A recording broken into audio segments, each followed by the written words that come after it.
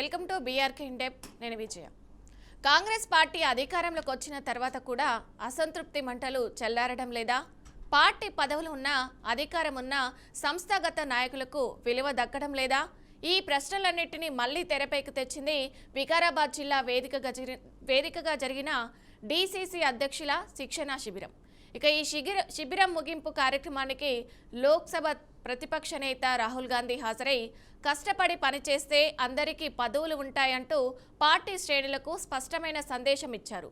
ఇంతవరకు సజావుగానే ఉన్నాయి, కానీ ఈ మాటల వెనుకే పార్టీలోని అసలు సమస్యలు బయటపడ్డాయా అన్న అనుమానాలు ఇప్పుడు రాజకీయ వర్గాల్లో బలంగా వినిపిస్తున్నాయి. పేరుకే మేము డీసీసీ అధ్యక్షులను తప్పితే స్థానిక ఎమ్మెల్యేలు, జిల్లా మంత్రులు తమను అసలు పట్టించుకోవడం లేదని, పార్టీ కార్యక్రమాలపై ఎలాంటి సమాచారం ఇవ్వడం లేదని కూడా నేరుగా రాహుల్ గాంధీకే ఫిర్యాదు చేసినట్టు సమాచారం. ఇది కేవలం ప్రచారమా లేదా కాంగ్రెస్ పార్టీలో లోపల చీలికకు ఇది బలమైన సంకేతమా అన్న ప్రశ్నలు ఇప్పుడు తెలంగాణ కాంగ్రెస్ లో హాట్ టాపిక్ గా మారాయి. డీసీసీ అధ్యక్షుల శిక్షణా శిబిరం అనేది పార్టీని క్షేత్రస్థాయిలో మరింత బలోపేతం చేయడానికి అత్యంత కీలకమైన వేదిక.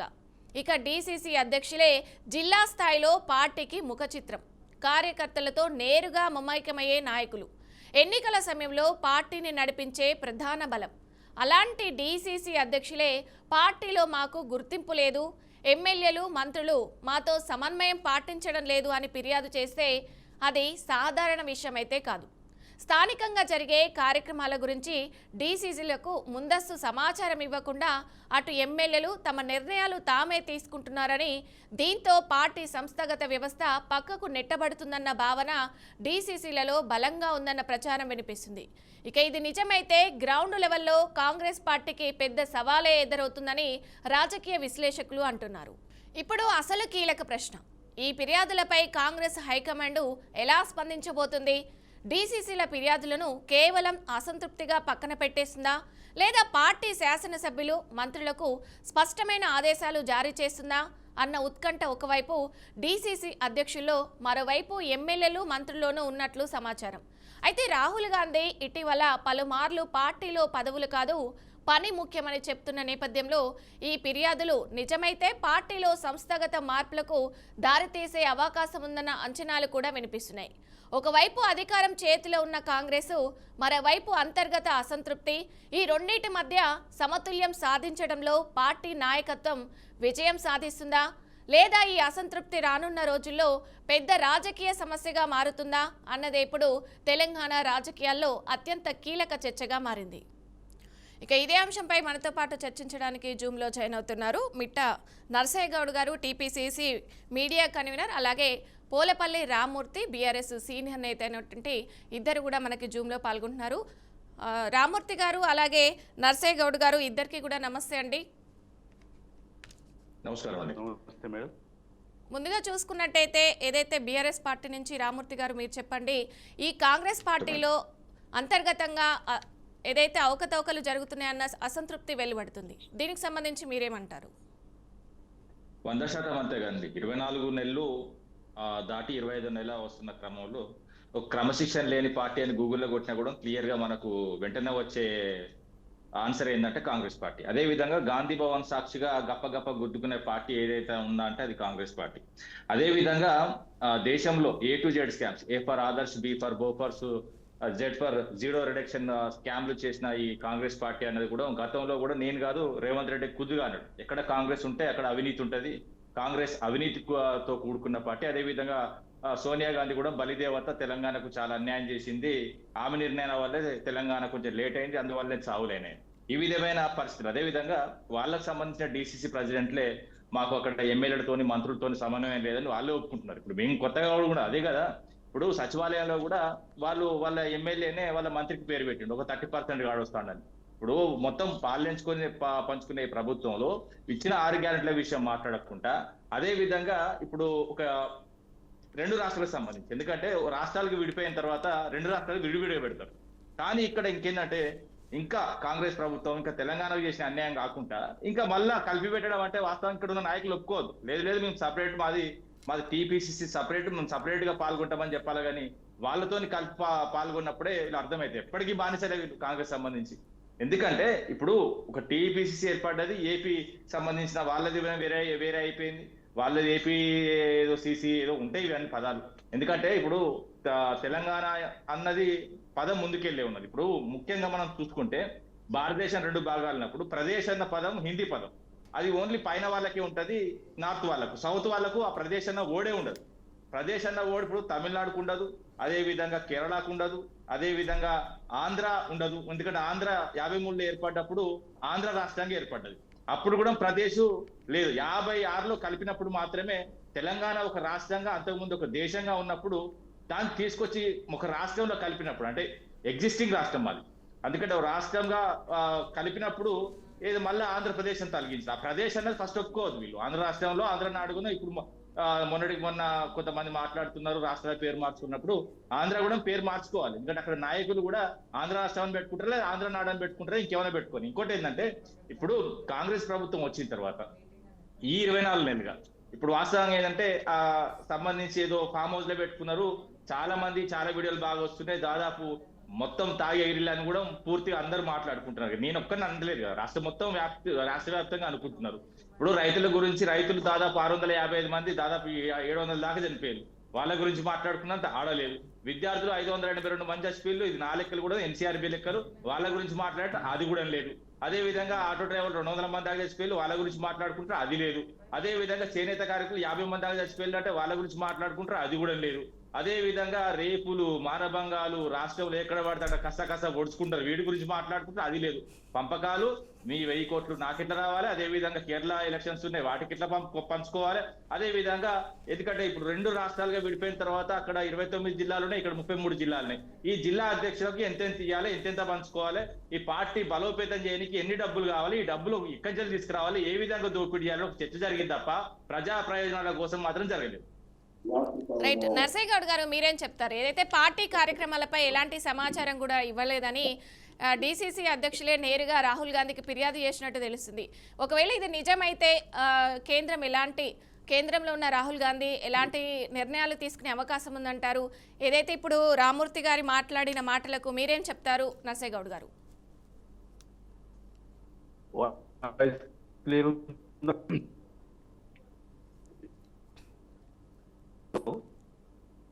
హలో, చెప్పండి నర్సయ్య గౌడ్ గారు. Hello, okay. ముందుగా మీకు ప్యానల్లో ఉన్న పెద్దలకు, వ్యూవర్స్ కు నమస్కారం. ఇప్పుడు బయట మాట్లాడే చర్చలకు ఒక అర్థం లేదు. ఇప్పుడు మిత్రుడు మాట్లాడిండు, అసలు ఏం మాట్లాడిండు వారికే తెలియాలి, వాళ్ళ ఇష్టం, వాళ్ళ లెక్క వాళ్ళకి ఉంటది. కానీ నేను అనేది ఏంటంటే అక్కడ పెట్టుకున్నటువంటి సమావేశము డీసీసీ అధ్యక్షులకు సంబంధించిన శిక్షణకు సంబంధించింది. డీసీసీ అధ్యక్షులు ఏపీ కానీ తెలంగాణ కానీ ఎలా ప్రవర్తించాలి, పార్టీ సిద్ధాంతాలను ప్రజలలోకి ఎలా తీసుకెళ్లాలి, పార్టీ ప్రోగ్రామ్స్ ను ఎలా తీసుకెళ్లాలి అనే దాని మీద ఒక 10 రోజులు సంస్థాగతంగా, అంటే పార్టీకి సంబంధించినటువంటి సమావేశాలు జరిగినాయి. దాంట్లో మా పార్టీకి సంబంధించినటువంటి పనులు ఎలా చేయాలి, ఎలా ముందుకెళ్లాలి అనేది మాత్రమే మేము రాహుల్ గాంధీ గారు కానీ అంతకుముందు మాట్లాడినటువంటి వక్తలు కానీ అవన్నీ కూడా చెప్పడం జరిగింది. అది తప్పనిసరి ఏ పార్టీకైనా, ఒక జాతీయ పార్టీకైనా, ఒక రాష్ట్రంలో ఉన్నటువంటి ప్రాంతీయ పార్టీకైనా మినిమం శిక్షణ శిబిరాలు అనేది ఏర్పాటు చేసుకోవడం ఆయా పార్టీలకు సంబంధించినటువంటి అంతర్గత వ్యవహారం. దాంట్లో కాంగ్రెస్ పార్టీ జాతీయ పార్టీ కాబట్టి ఆ చివరి రోజు రాహుల్ గాంధీ గారు మా పార్టీకి పెద్ద నాయకుడు కాబట్టి, ఆ లోక్సభలో ప్రతిపక్ష నేత కాబట్టి వారు వచ్చి ఆ ముగింపు సమావేశంలో వారు మాట్లాడడం జరిగింది. ఆ తరువాత 1947 నుంచి ఇప్పటి వరకు ఈ భారతదేశంలో జరిగినటువంటి అభివృద్ధి ఎలా ఉంది, ఆ తరువాత ఈ అభివృద్ధిని తప్పుగా చూపించే విధానం ఎలా ఉంది, వాళ్ళు ఎలా గాంధీ మహాత్మునికి సంబంధించినవి చిహ్నాలు కానీ లేకపోతే వారి జ్ఞాపకాలు కానీ వారికి సంబంధించిన పేరు కానీ ఎలా టార్నిష్ చేస్తా ఉన్నారు, మనం ఎలా కాపాడుకోవాలి, వచ్చే జనరేషన్ ఎలా మేలు జరగాలి అనేదనే ఈ ప్రసంగం అంతా జరిగింది. అది కూడా విజువల్స్ చూపించుకుంటూ చెప్పడం జరిగింది. ఎందుకంటే డీసీసీ అధ్యక్షుడు జిల్లా ప్రధానం, ఆ జిల్లా పార్టీని నడిపించే మొదటి వ్యక్తి కాబట్టి వారికి అవగాహన కల్పించడం కోసం, ఎందుకంటే కొంతమంది జూనియర్ కూడా అధ్యక్షులైనరు. ఇప్పుడు కాంగ్రెస్ ఉన్నది, ఇప్పుడు నల్గొండ ఉన్నది, వారు యువకుడు అయిండు. కాబట్టి ఇలాంటి వారికి కొంత సమాచారం ఇవ్వాలన్న ఉద్దేశంతో పెట్టినటువంటిదే తప్ప వేరే ఉద్దేశంతో పెట్టినటువంటిది కాదు. అదేవిధంగా అందులో అవసరమైన చిన్న చిన్న సమీక్షలు కూడా చేసుకోవడం జరిగింది. మనం ఏం చేసినాము 24-25 నెలల్లో ఇంకేం చేయాలి, ఎలా ఉంది పరిస్థితి అనేది సమీక్ష చేసుకున్నాం. దానికి ఇతర పార్టీల వాళ్ళు అడగోలు మాటలు మాట్లాడి అది చేసిరు ఇది చేసిరు ఆడ సమావేశం పెట్టుకున్నది శిక్షణ శిబిరం. ఆ శిక్షణ శిబిరంలో పార్టీ సిద్ధాంతము ప్లస్ మనం ఏం చేస్తున్నాం ఇంకేం చేయాలనే విషయాలు చెప్పుకుంటారు తప్పితే ఇప్పుడు మాట్లాడే మాటలు కాదు కదా. మేము ఆల్రెడీ అవి ఎప్పుడు రివ్యూ చేసుకుంటూనే ఉంటాం, అవి ముఖ్యమంత్రి గారు రివ్యూ చేస్తూనే ఉంటారు. కాబట్టి ప్రతిపక్షాలు ఇచ్చేది ఒకటే, ఏదైనా విమర్శ చేసేటప్పుడు సహేతుకంగా ఉండాలి, ప్రజలు హర్షించే విధంగా ఉండాలి, ప్రజలకు మేలు కలిగే విధంగా ఉండాలి. కానీ అనవసరమైన భూమిరంగా అయ్యే విమర్శలు చేస్తే ఇప్పుడు నేను కూడా చేస్తా. ఇప్పుడు ఇంతకు ముందు 9.5 సంవత్సరాలు బీఆర్ఎస్ గవర్నమెంట్ ఉన్నప్పుడు ఎన్ని తప్పులు చేసిందో ఏ కరువు పెడితే గంటలు గంటలు చెప్పగలుగుతాం. కాబట్టి అలా రైతులకు బేడి లేచినటువంటి కేసీఆర్ మాకు గుర్తులేడా? చిన్న పిల్లలు పాలిచ్చే తల్లులను కూడా జైల్లో పెట్టినటువంటి కేసీఆర్ మాకు గుర్తులేడా? పోడు భూమిని కుర్చీ చేసుకుని అక్కడనే పనిచేస్తా అని చెప్పినటువంటి కేసీఆర్ అబద్ధపు హామీ మాకు గుర్తులేవా? 21 పూర్తి హామీలు ఇచ్చినటువంటి కేసీఆర్ ప్రభుత్వం మాకు గుర్తులేదా? అన్ని హామీలు తుంగలో దొక్కిరు. ముస్లింలకు 12% అన్నారు, గిరిజనులకు 12% అన్నారు, ఇగో వచ్చన్నారు అదిగో వచ్చన్నారు, ఏది చేయలేకపోయారు. కాబట్టి ఇలాంటి విమర్శలు చేయడానికి కాదు మేము అక్కడ పెట్టింది. అక్కడ ప్రజలకు మేము సిద్ధాంత పరంగా కానీ పార్టీ పరంగా కానీ ప్రభుత్వ పరంగా కానీ ఎలా మేము వాళ్లకు మంచి చేయాలన్న ఆలోచనతోటే మేము ఆ సమావేశాలు పెట్టుకున్నాము. కానీ ఇతరులను విమర్శించడానికి పెట్టుకుంటే ఖచ్చితంగా పెడతాము. ఈ ఫలానా సమావేశం ఎందుకే పెట్టినామని కూడా మేము చెప్తాం. రెండో కీలకమైన విషయం ఏంటంటే డిసిసి అధ్యక్షులంతా ఎల్ఓపి గారికి అర్జీలు పెట్టిరు. అంటే ఇతర మంత్రుల మీద కానీ ముఖ్యమంత్రి మీద కానీ మిగతా వారి మీద కానీ మాకేం చేయరు, మేము బుద్ధ విగ్రహం లెక్కున్నాము చెప్పిన ప్రచారం జరుగుతూ ఉందో అది కేవలం రాజకీయ ప్రచారమే తప్ప ప్రత్యర్థులు ఇస్తున్నటువంటి ప్రచారమే తప్ప వాస్తవాలు లేవు. ఎందుకంటే ప్రజాపాలనలో ఖచ్చితంగా అందరికీ సమాచారం ఉంటుంది. ముఖ్యంగా డిసిసి అధ్యక్షులకు సమాచారం లేకుండా ఏది జరగదు. ఎందుకంటే నాకు తెలిసి ఏ పార్టీలో కూడా జరిగే అవకాశం లేదు. ఎందుకంటే అందరికీ సమాచారం చేరవేయవలసిందే డిసిసి అధ్యక్షుడు. డిసిసి అధ్యక్షులు మాకు సమాచారం లేదని కంప్లైంట్ పెట్టిరని ప్రచారం జరగడం అనేది ఒట్టి శుద్ధ దండగా శుద్ధ తప్పు. ఎందుకంటే ఏదో రాజకీయ విమర్శ చేయాలి. నేను పేపర్లో చూశాను, రామచంద్రరావు గారు కూడా ఎందుకు వచ్చిండు అదేంది ఇదేందని చివాకులు పేలిండు. అసలు అది విమర్శ అనుకోవాలన్నా లేకపోతే తెలివి తక్కువతనం అనుకోవాలన్నా మరి ఏమనుకోవాలైనాను ఎందుకు వచ్చిందనేది అడగడం ఏందండి? అసలు మీరు ఇచ్చాడు బీజేపీ ఇచ్చినటువంటి హామీలు ఏ ఒక్కటైనా నెరవేరిందా? సంవత్సరానికి 2 కోట్ల ఉద్యోగాలు ఇస్తున్నటువంటి ప్రధానమంత్రి ఏమైపోయాడు? 15 లక్షల రూపాయల అకౌంట్ లో వేస్తున్నటువంటి ప్రధానమంత్రి ఏం చెప్తా ఉన్నాడు? ఇవన్నీ అబద్ధాలు చెప్పుకుంటూ వస్తున్నటువంటి భారతీయ జనతా పార్టీ నాయకులు కూడా గాంధీ గారి మీద విమర్శ చేయడం అంటే నవ్వొస్తూ ఉంది. కాబట్టి ప్రతిపక్షాలైనా ఎవరైనా విమర్శ చేసేటప్పుడు సహేతుకంగా ఉండాలి, ప్రజలకు పనికొచ్చే విమర్శలు చేయాలి. అంతే తప్ప ఏదో విమర్శల కొరకే చేస్తున్నాం, మేమేదో మభ్య పెడతా ఉంటాం, పేడ్ ప్యాచ్ పెడతాం, లేకపోతే ఏదో ఇందులో మన కేటీఆర్ పెట్టినట్టు 96 కోట్లు ఖర్చు అవుతుందట నెలకు. 96 కోట్లు పెట్టి ఫేక్ ప్రచారం చేస్తున్నాని అందులో నేను చూశాను. అది వాస్తవం కాదు. కాబట్టి నేను ఏమంటానంటే ఇలాంటి ప్రచారాల మీదనే ప్రజలను మభ్య పెట్టడానికి ఇది చేస్తున్నట్టుగా కనిపిస్తుంది ప్రతిపక్షాలు. మేము మాత్రం ఖచ్చితంగా ఏదైతే హామీలు ఇచ్చినామో ఆ హామీలు తప్పకుండా నెరవేర్చడానికి శాయశక్తుల ప్రయత్నం చేస్తా ఉన్నాం. ఒక రోజు లేట్ కావచ్చు కాక కానీ ఖచ్చితంగా మేము ఇచ్చి తీరుతాం. మేమైతే చెప్పినామో ఖచ్చితంగా చేసి తీరుతాం అనే విషయం ప్రజలు కూడా నమ్ముతా ఉన్నారు. ప్రజలు మా వెంట ఉన్నారు. ప్రజలు మమ్మల్ని నమ్మి మాకు ఓటేసి ఏ ఎలక్షన్ పెట్టినా ఏ ఎన్నిక పెట్టినా అది బ్యాలెట్ పేపర్ అయినా లేకపోతే ఈ మామూలు బటన్లు అయినా వాళ్ళు మాకే వేస్తా ఉన్నారు, మాకే రిజల్ట్ ఇస్తా ఉన్నారు. రిజల్ట్ అంతా మీ ముందు ఉంది. ఇవన్నీ చూసిన తర్వాత కూడా అవాకులు చెవాకులు అనవసరమైన విమర్శలు చేస్తే ప్రజలు ఏవగించుకుంటారనే విషయం మీకు తెలియజేస్తా ఉన్నాను. రైట్ నర్సయ్య గౌడ్ గారు, రామూర్తి గారు ఏదైతే నర్సయ్య గౌడ్ గారు మాట్లాడిందో ఇది ఓన్లీ ఊహాగనమా, ఏదైతే ఫిర్యాదులు నిజం కాదంటూ కూడా నర్సయ్య గౌడ్ గారు అంటున్నారు. మీరేమంటారు రామూర్తి గారు? వాళ్ళు ఫిర్యాదులు నిజమా అబద్ధమా అన్నది వాళ్ళు చెప్తే కాదండి. ఇప్పుడు ఇక్కడ జరిగిన విషయం ఏంటంటే వాస్తవాలు 33 జిల్లాలు మనవి, 29 జిల్లాలు వాళ్ళే. వాస్తవంగా 2 రాష్ట్రాలుగా విడిపోయినాయి. దేశ చరిత్రలు, ఎందుకంటే కాంగ్రెస్ పార్టీ పుట్టి 140-150 సంవత్సరాలు అంటారు కదా. ఇప్పటి వరకు ఏ రాష్ట్రాన్ని ఏ రాష్ట్రంతో కలిపి వాస్తవంగా మీటింగ్ పెట్టారు, అవసరమైతే క్రాస్ చెక్ చేసుకోండి.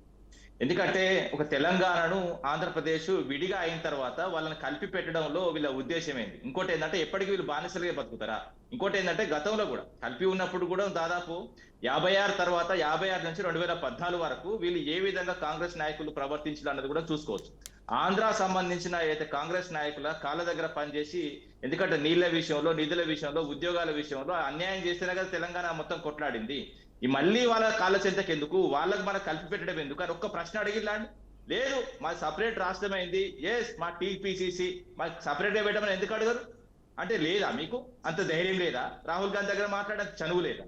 అదే విధంగా అదే యూపీని ఎంపీని కలిపి పెడతారా? పెట్టరు. అదే విధంగా గుజరాత్ రాజస్థాన్ కలిపి పెడతారా? పెట్టరు. అదే విధంగా మహారాష్ట్రను అదే కర్ణాటక కలిపి పెడతారా? పెట్టరు. అదే విధంగా కర్ణాటక తమిళనాడు కలిసి పెడతారా? పెట్టరు. ఇవి పెట్టినప్పుడు మనకెందుకు పెట్టాలి? అంటే వీళ్ళకు సోయి లేదా? వీళ్ళకు అది ఇప్పుడు అంతేది కదా, ఆత్మాభిమానం లేదా? ఎన్ని రోజులు అమ్ముకుంటున్నాడు కాంగ్రెస్ నాయకులు? నేనేమంటున్నా, వీళ్ళకి ఆత్మాభిమానం లేదు, కాళ్ళ దగ్గర బానిసగా బతకడం అలవాటు చేసుకున్నారు. ఈ బానిస బతుకులు వదిలేయండి. ఎందుకంటే ఒక రాష్ట్రంగా ఏర్పడ్డాం. ఎందుకంటే వాస్తవంగా మనం చాలా విషయాలు మాట్లాడుకుంటే 2014 ముందు ఏ విధంగా ఉండే, 2014 తర్వాత ఏ విధంగా అభివృద్ధి చెందింది. ఎందుకంటే వీరు చేసిన అన్యాయం చాలా ఎంత మాట్లాడుకున్నా సబ్జెక్ట్ తెలియదండి ఇప్పుడు. ఎందుకంటే అంత కలిసి కసిగా కొట్లాడిందంటే అర్థం చేసుకోవాలి. కసిగా కొట్లాడి మన రాష్ట్రాన్ని అమరవీరులు, అదే విధంగా కేసీఆర్ గారు 11 రోజులు నిరాహార దీక్ష ఫలితంగా రాష్ట్రం వస్తే దాన్ని నిలుపుకోవాలి కదా. ఇప్పుడు నీ ఆత్మాభిమానాన్ని నిలుపుకోవాలి. నీ రాష్ట్రంగా ఏర్పడ్డప్పుడు నీ రాష్ట్రం మీటింగ్ నువ్వు పెట్టుకోవాలి. పైనుంచి హైకమాండ్ ఓడొస్తే నాకు సంబంధం ఉన్నది రామని కూర్చోమని మాట్లాడాలి. ఇప్పుడు పీజీఆర్ లాగా బతుకమంటున్నా, పీజీఆర్ కూడా ఈ వీళ్ళ పార్టీలో ఉంటే పీజీఆర్ ఎప్పుడు కూడా వత్తాసు పాల్కలేదు. అదే విధంగా నాయకులకు ఎదురు తిరిగే పని చేసిండు. ఎందుకంటే తెలంగాణ వాదాన్ని అనుగుణం నింపుకున్నాడు ఆయన కూడా. అదే విధంగా కొంతమంది అందులో ఉన్న నాయకులు కూడా ఉన్నారు, కొంతమంది వాళ్ళలాగా బతకాలని చెప్తున్నా కానీ మరీ బానిస బతుకులు ఎందుకండి? ఇప్పుడు ఈ 2 రాష్ట్రాలు కలిపి ఒక దగ్గర పెట్టి, అది కూడా రిసార్ట్లో పెట్టి, మొత్తం ఖర్చు పెట్టి డాన్సులు చేసుకుంటా ఎదురు డాన్స్ చేస్తున్నారండి. అంటే ఖమ్మంలో ఇల్లులు కూడా కొట్టాను డాన్సులు చేస్తున్నారా?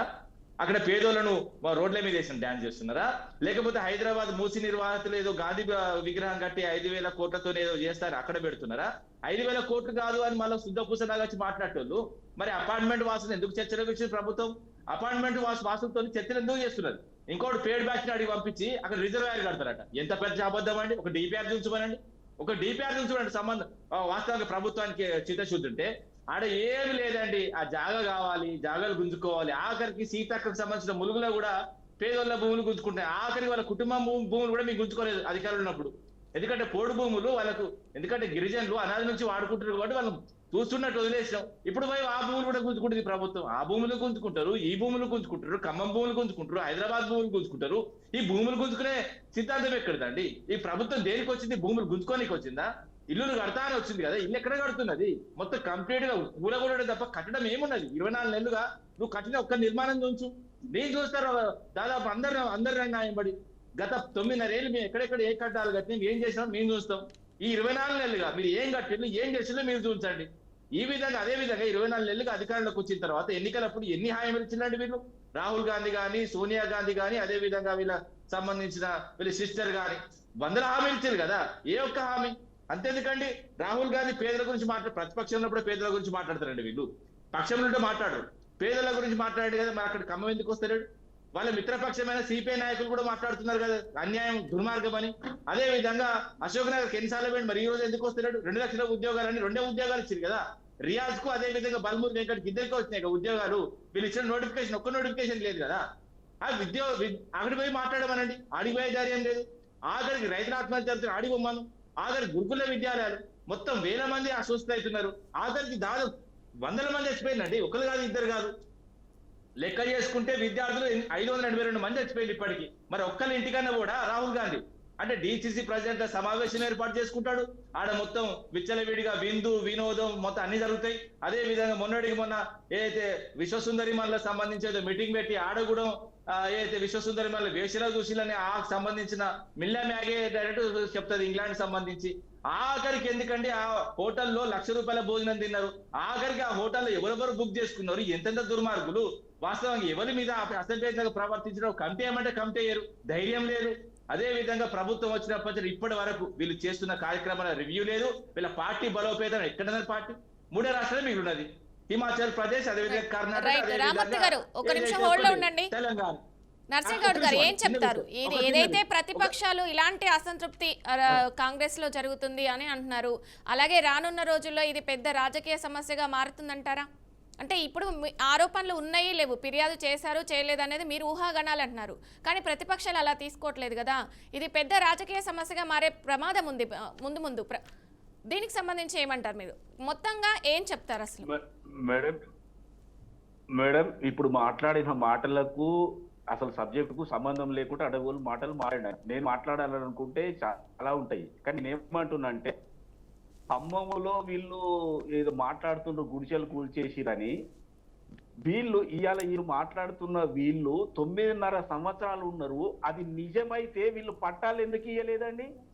వీళ్ళు పట్టాలు ఎందుకు ఇయ్యలేదు అంటే వీళ్ళు ఉన్నప్పుడు అది ఆక్రమించుకోవడానికి చూసిండ్రు, అయిపోయిందని వదిలేసిండ్రు. అది హైకోర్టు ఆర్డర్ ప్రకారం వాళ్ళు డిమాలిష్ చేసిండ్రు. అందులో ఎవరెవరు దొంగలు ఉన్నారో అందరూ బయటికి వస్తారు. రెండవ విషయం ఏంటంటే ఇప్పుడు అక్కడ అది ఇది మన వాళ్ళ జాగ గుంజుకుంటున్నారంటే జాగలు గుంజుకున్నది మీరు. 2014 కంటే ముందు మీ దగ్గర ఎన్ని జాగాలు ఉన్నాయి, ఈ రోజు మీ దగ్గర ఎన్ని జాగాలు ఉన్నాయో తెలుస్తలేవా? వేల ఎకరాలు ఇప్పుడు ఆడిట్ జరుగుతుంటే అడ్డగోలు అన్ని బయటకు వస్తున్నాయి కదా. మీ ధరణిలో ఎన్ని లోపాలు వస్తున్నాయి అన్ని ఉపయోగించుకొని 100,000 ఎకరాలు కూడా మీరు మాయం చేసిరు కదా. ఇది ఒక కాలాన్ని మింగేసి అక్కడ ఉన్నటువంటి భూములు కాజేసిరు కదా మీరు. అనుభవదారు కాలమే మీకేసిరు కదా మీరు. మొత్తం లక్షలు వేల కోట్ల భూములు ఇచ్చేసిరు కదా. తర్వాత ఏ ఒక్కరికి కూడా భూములు ఇవ్వలే. 3 ఎకరాల భూమి ఇస్తారని బట్టి మీరు మాట్లాడినప్పుడు నేను మాట్లాడలేదు, మీరు మస్తు మాట్లాడారు. నేను అయినా అంటే బట్టి కొట్టు కాడ కొట్లాట భూమి ఎప్పుడు మేమెప్పుడు ఇస్తారన్నామని మాటలు మాట్లాడారు కదా. లైవ్ లో చెప్తున్నా నర్సయ్య గౌడ్, ఫేస్బుక్ చూడండి, వీళ్ళ బాగు వీడియోలో ఉంటది. నేను ఏమంటున్నానంటే వీళ్ళు చెప్పేటి అన్ని అబద్ధాలే. వీళ్ళు ఉన్నప్పుడు పేద ప్రజలు ఆదుకోలేదు. అది లీగల్ అయితే లేకపోతే వీళ్ళు ఇవ్వాలనుకుంటే కట్టాలి. వాళ్ళకి ఎందుకు రైట్. ఒక్క నిమిషం నర్సింగ్ గౌడ్ గారు, ఒక్క నిమిషం. రామూర్తి గారు ఏదో చెప్తారంట, చెప్పండి రామూర్తి గారు, చెప్పండి. ఒక్క నిమిషం రైట్, టైం కూడా తక్కువ ఉంది కాబట్టి మాట్లాడివ్వండి. ఒక్క నిమిషం నర్సింగ్ గౌడ్ గారు. 2014 కంటే ముందు భూదానికి సంబంధించి వాస్తవంగా ఏంటంటే అక్కడ 60 ఎకరాల భూమి ఉండేదండి. 2014 వచ్చే వరకు 31.7 అయింది. అంటే రామూర్తి గారు టైం తక్కువగా ఉంది, మీరు కన్క్లూడ్ చేయాలి. లేదండి, ఎందుకంటే 2014 ముందు ఎవరి మింగిలో చెప్తా 2014 ముందు 60 ఎకరాల భూమి ఉండే. 2014 ముందు వాస్తవంగా ఏంటంటే ఇప్పుడు 60 ఎకరాల భూమి ఉండే. 2014 వచ్చిన తర్వాత 31.7 ఎకరాలు అయింది. అంటే మా చేతిలోకి వచ్చినప్పుడే 31.7 ఎకరాలు. అంటే అంతకుముందు ప్రభుత్వంలో 30 ఎకరాలు వేసిళ్ళు. ఇది వినోబా నగర్ చెప్తా వినండి, పట్టాల విషయం చెప్పి 2014లో ఒక 100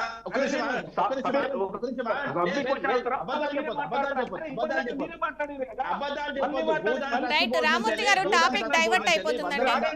రైట్, మనకు టైం తక్కువ ఉంది కాబట్టి మళ్ళీ చర్చలో పాల్గొందామండి దీనికి సంబంధించి మళ్ళీ కూడా. రైట్, థ్యాంక్ యూ అండి రామూర్తి గారు అలాగే నర్సయ్య గౌడ్ గారు, ఇద్దరు కూడా చర్చలో పాల్గొన్నందుకు ధన్యవాదాలండి. ఇది ఇవాల్టి BRK in depth. Keep watching BRK news, తెలుగోడి సత్తా.